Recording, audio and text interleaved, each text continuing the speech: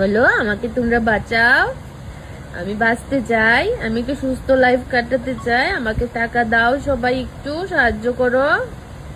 আমিও তো একটা ছোট্ট ফুল, আমিও তো বড় হতে চাই। বলো, একটা হাসি দিয়ে দাও সবাইকে।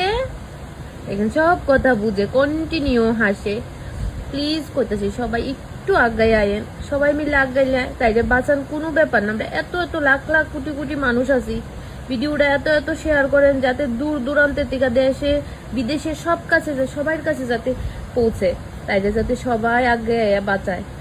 কারণ আমিও আজকে আইছি শুধু একটাই কারণ, আমারও তো মানুষ একটু হইলো চিনে, যাতে আমার ভিডিওটা দেখা তারা একটু হইলো যাতে সাহায্য পায়, কেউ যাতে তারা সাহায্য করে। তাই তো তাই মতো আছে। তাই মার কন্ডিশন, বাবার কন্ডিশন তো আরো খারাপ, কারণ একটা বাচ্চা অসুস্থ হইলে তার মা বাবার যে কি কন্ডিশন হয় সে তো অবুঝ, সে হয়তো কিছুই বুঝতেছে না, শুধু শারীরিক যন্ত্রণাটা বুঝতেছে। এর মা বাবার তো মানসিক দিক দিয়ে পুরাই ভেঙে গেছে গা। একটা হাসি করা, আলি বাবালি, কি লক্ষ্মী মা, কি লক্ষ্মী মা, দেখেন কি সুন্দর করে হাসি দেয়।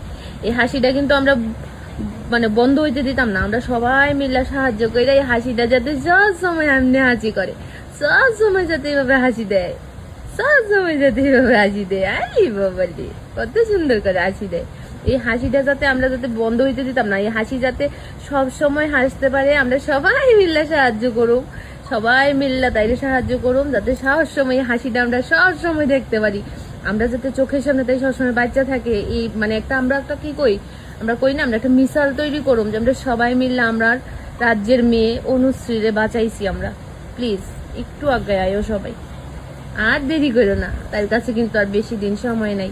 অলরেডি 23 মান্থে পড়ে গেছে, 24 মান্থের মধ্যে ইঞ্জেকশনটা ওর নিতেই লাগবো, নাইলে তাই অনেক প্রবলেম সৃষ্টি হইব। আরে বাবা দেখেন না কি মিষ্টি, দেখলে কান্না কষ্ট লাগবো, কান্না চোখ দিয়ে জ্বলাইবো।